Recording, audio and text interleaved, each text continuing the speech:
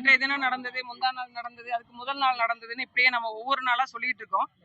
குறைஞ்ச காலமா நான் பாக்குறேன், ஒரு கட்டவிழ்த்து விடுக்கப்பட்ட ஒரு ரவுடிச முறை இருக்கிற மாதிரியான காவல்துறை மேல சற்றும் ஒரு பயம் இல்லாத ஒரு சூழ்நிலையை தான் பாக்குறோம். தெருவுல பூந்து பகல் நேரத்துல நண்பர்களுக்குள்ள பிரச்சனைன்னு வெட்டி கொள்றதா சொல்றாங்க. ஒரு சாதி சண்டையா வெட்டி கொள்றாங்கன்னு சொல்றாங்க. ஒரு தெருக்குள்ள போய் ஒரு இருசக்கர வாகனத்துல போய் கண்ணுல பட்டவர்கள் எல்லாம் வெட்டி கொள்றதா சொல்றாங்க. அப்ப இங்க காவல்துறை மீதான பயம் ஏன் போச்சு அப்படிங்கிற ஒரு பெரிய ஒரு நிலைமை இருந்தது. எல்லாவற்றிற்கும் என்ன காரணம்? நீங்க பெண்கள் மீதான பாலியல் கொடுமையா இருக்கட்டும், பெண்கள் மீதான சித்திரவதைகளா இருக்கட்டும், இல்ல இங்க நடக்கக்கூடிய கொலைகளா இருக்கட்டும், கொள்ளையா இருக்கட்டும், எது நடந்தாலும் அவங்கள நீங்க கூட்டு வச்சு காவல்துறை விசாரிக்கும் போது பாத்தீங்கன்னா அவங்க கஞ்சா போதையில இருந்தாங்க அப்படின்ற ஒரு பொதுவான ஒரு விஷயத்த முன்வைக்கிறாங்க. தமிழ்நாட்டுல இந்த அளவுக்கு கஞ்சா உழவ வேண்டிய அவசியம் என்ன? ஒரு பள்ளிக்கூட மாணவனோட பையில போய் கஞ்சா பொட்டலம் இருக்கான்னு பரிசோதிக்கணும்ன்ற ஒரு நிலைமைக்கு நாம் தள்ளப்பட்டிருக்கோம்னா இது எவ்வளவு ஒரு கொடிய சூழ்நிலையை நோக்கி போயிட்டு இருக்கு அப்படின்றத மக்கள் புரிந்து கொள்ளணும். ஒரு காலத்துல ஒரு நேரத்துல எல்லாம் பாத்தீங்கன்னா காவல்துறை மீது ஒரு பயம் இருந்தது. இன்னைக்கு காவல்துறை கைது பண்ணா காவல்துறை அடிக்கிறாங்க. பெண் காவலர்களுக்கு பாதுகாப்பு இல்ல. இந்த சாமானிய பெண்களா இருக்கிற எங்களுக்கு பாதுகாப்பு கொடுக்கறதே பெண் காவலர் நினைக்கிறோம். அந்த பெண் காவலர்களுக்கே பாதுகாப்பு இல்ல அப்படிங்கிற ஒரு மோசமான சூழ்நிலையை நோக்கி நகர்ந்து கொண்டே இருக்கு. ஒவ்வொரு ஆண்டுக்கும் கிட்டத்தட்ட 1,00,000க்கும் மேற்பட்ட வழக்குகள் கூடுதலா இருக்கு. கடந்த ஆண்டுக்கும் இந்த ஆண்டுக்குமே 70,000க்கும் மேற்பட்ட வழக்குகள் கூடுதலாக பதிவு செய்யப்பட்டிருக்கு. இது பதிவு செய்யறதுனே இவ்வளவு இருக்கு அப்படின்னா கிராமத்துல பஞ்சாயத்துல பைசல் பண்றது, வெக்கத்துக்கு மானத்துக்கு பயந்துகிட்டு வெளியில சொல்லாம இருக்கிறதுன்னு பல்வேறு நடவடிக்கைகள் போய்கொண்டே இருக்கு. இது அரசு இரும்பு கரம் கொண்டு அடக்கி இருக்கணும். இந்த சட்டத்தை கடுமையானதாக மாத்தி இருக்கணும். இதுல பெண் மீது கை வைத்தாலோ அல்லது இந்த மாதிரி சமூக சீர்கேடுகள் நடந்தாலோ இந்த கஞ்சா பரவல், போதை பரவலை தடுப்பதற்காக இளைஞர்களுக்கு இந்த போதை வெறி எங்க இருந்து வருது அப்படிங்கிற கேள்வி நமக்கு எழும்புது. எங்க நீங்க தொட்டாலும் சரி. ஏன் நாகப்பட்டினத்துல நீங்க யோசிச்சு பாருங்க, ஒரு 4-5 ஆண்டுகளுக்கு முன்பு இந்த சூழ்நிலை இருந்துச்சா? எங்கேயாவது ஒரு மூலையில ஏதாவது ஒரு சம்பவம் நடந்ததா கேள்விப்பட்டிருக்கோம். ஆனா இன்னைக்கு ஒரு குறிப்பிட்ட இடங்களே சொல்றாங்க இங்க போனா கிடைக்கும் அப்படின்னு. ஒரு கல்லூரி மாணவன் ஒரு பையன் சொல்றான் அப்படின்னா இப்ப எந்த அளவுக்கு மலிந்து கிடக்குது அப்படிங்கறத நம்ம பார்க்கணும். அது வன்மையான கண்டனத்துக்குரியது. இது ஆண்ட நிர்வாகம் இது கண்டிப்பாக ஒரு போர்க்கால அடிப்படையில மிகச்சிறந்த கவனத்துக்கு எடுத்து தன்னுடைய தனிப்பட்ட பார்வைக்கு எடுத்து முதலமைச்சர் அவர்கள் செய்திருக்கணும். அதை செய்ய தவறியதுனாலதான் இது போன்ற கொலைகள், பெண்களுக்கு எதிரான குற்றங்கள் நடந்து கொண்டே இருக்கு. தேர்தல் நேரத்துல அதிமுக இறங்கிருக்கீங்க, நீங்க போட்டியிட வாய்ப்பு இருக்கா? நாகப்பட்டினத்துல போட்டியிடுவீங்க? இல்ல, அது நம்ம முடிவு செய்ய முடியாதுங்க. அது தலைமை தான் முடிவு செய்யும். நான் தேர்தலில் போட்டி எடுக்கிறேன்னா அது எந்த தொகுதி எல்லாவற்றையும் தலைமை முடிவு செய்யும். தேர்தலை மட்டும் கருத்தில் கொண்டு இணையல. எனக்கு கொஞ்ச நாளா உடம்பு சரியில்லை. அதை நான் சரி பண்ணி கொண்டு அரசியலுக்கு வரணும்னு நினைச்சேன்.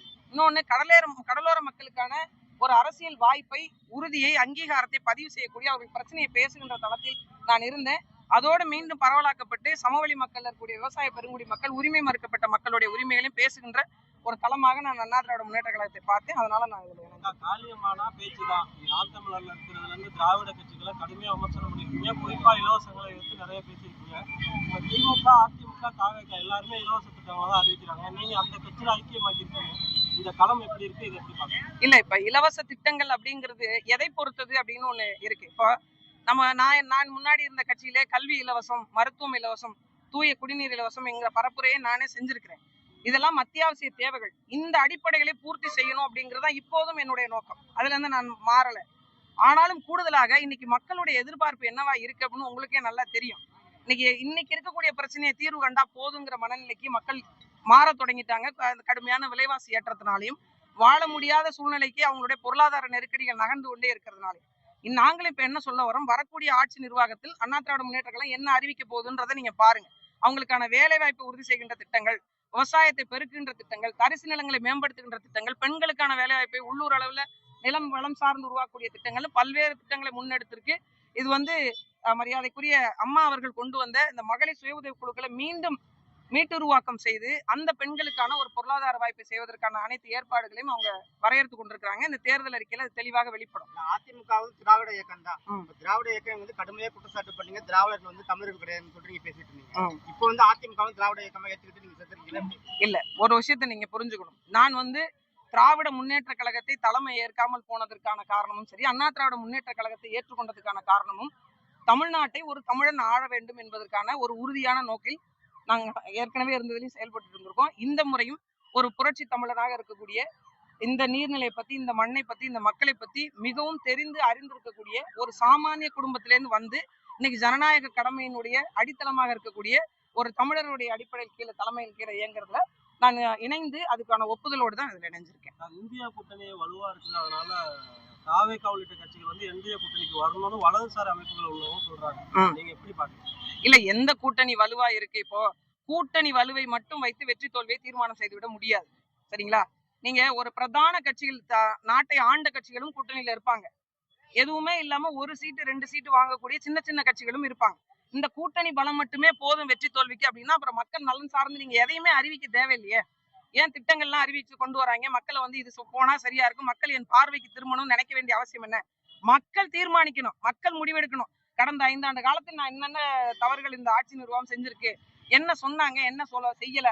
இப்போ ஒண்ணும் இல்ல, திராவிட முன்னேற்ற கழகம் சென்ற ஆட்சி இதுல வந்து வரைவறிக்கையில பழங்குடியின மக்கள் பட்டியலை சேர்ப்போம்னு மீனவ மக்களை சொல்லியிருந்தாங்க.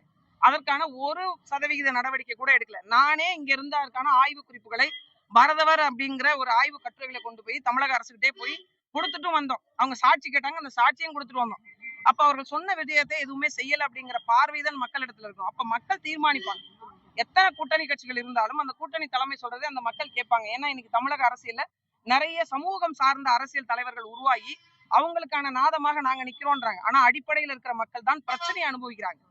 விலைவாசி ஏற்றதுனால பிரச்சனை அனுபவிக்கிறது நாங்க தான்.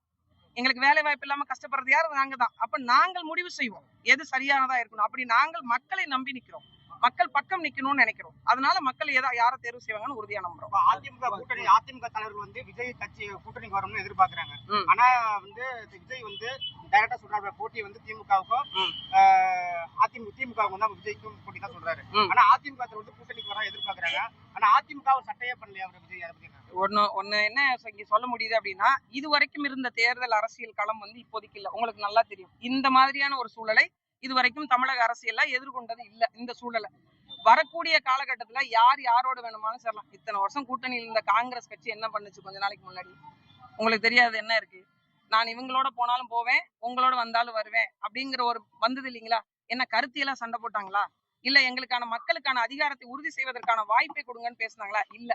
எப்ப வேணாலும் காங்கிரஸ் கையை விட்டு போயிரும்ன்ற நிலைமையில தான் இருந்தது அந்த உறுதி. நீங்க சொல்ற அந்த உறுதி செய்யப்பட்ட கூட்டணியிலேயே. அப்ப இங்க கூட்டணி நிலைப்பாடுகள் வந்து அரசினுடைய அந்த அரசியலுடைய நகர்வை நோக்கி தான் இருக்கே தவிர கருத்தியல் சார்ந்து கோட்பாடு சார்ந்து நீங்க கேள்வி கேட்டீங்கன்னா இப்ப நான் பதில் சொல்லிடுவேன். எப்போது வேணாலும் எந்த சூழ்நிலை வேணாலும் மக்கள் யாரை நேசித்து இவங்க கூட போனா வெற்றி உறுதியாகும் நம்பி யார் வேணாலும் யாரோட வேணாலும் பயணிக்கலாம்.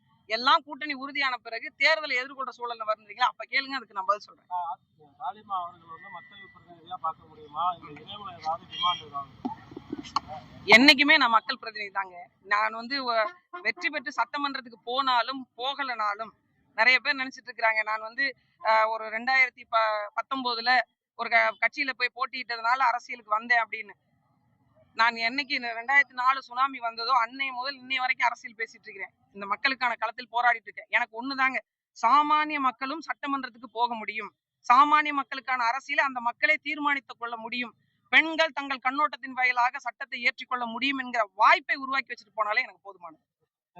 நன்றி.